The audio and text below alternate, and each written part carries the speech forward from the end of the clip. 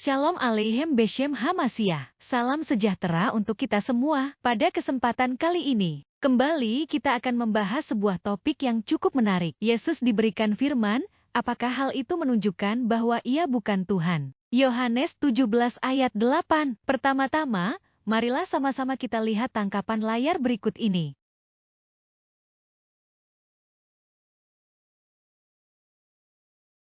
Yohanes 17 ayat 1-26 merupakan doa Yesus untuk para murid. Yesus mengucapkan doa ini pada malam ia ditangkap. Doa ini bisa dikatakan sebagai penutup rangkaian pelayanannya di dunia.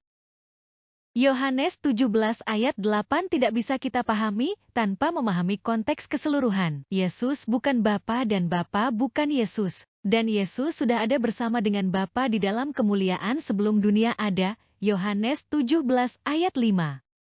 Preeksistensi Yesus sebelum dunia ada adalah sebagai firman, Yohanes 1 ayat 1, yang dikenal sebagai anak kesayangan Bapa, Amsal 8 ayat 22-31.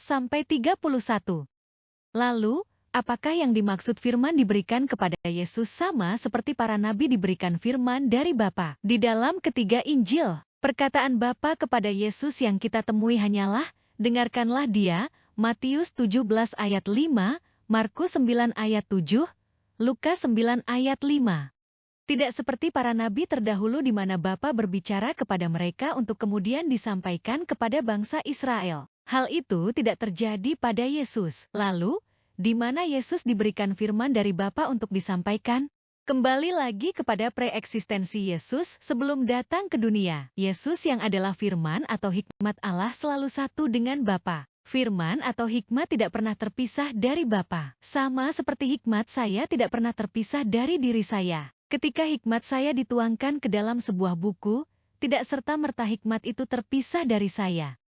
Dan penerimaan hikmat tidak terjadi melalui penyampaian pesan dari satu orang ke orang lain. Karena hikmat saya hanya saya nyatakan ke dalam suatu media. Begitu pula lah hikmat atau firman Allah dinyatakan melalui daging, yaitu Yesus Kristus. Yesus tidak menerima firman melalui penyampaian pesan ilahi, namun firman itu sudah dia miliki sejak semula. Dan kemudian firman yang telah dimiliki sejak semula itu disampaikan kepada para murid. Jadi, jika kita memahami konteks kitab suci dengan baik, Yohanes 17 ayat 8 bukan menunjukkan Yesus bukan Tuhan ya, karena pemahaman yang salah bisa membuat runyam semuanya. Semoga penjelasan ini dapat membantu kita semua dalam memahami kitab suci. Baik, kita akhiri pembahasan kali ini sampai di sini. Sampai jumpa di lain kesempatan. Shalom Aleichem Beshem Hamasyah.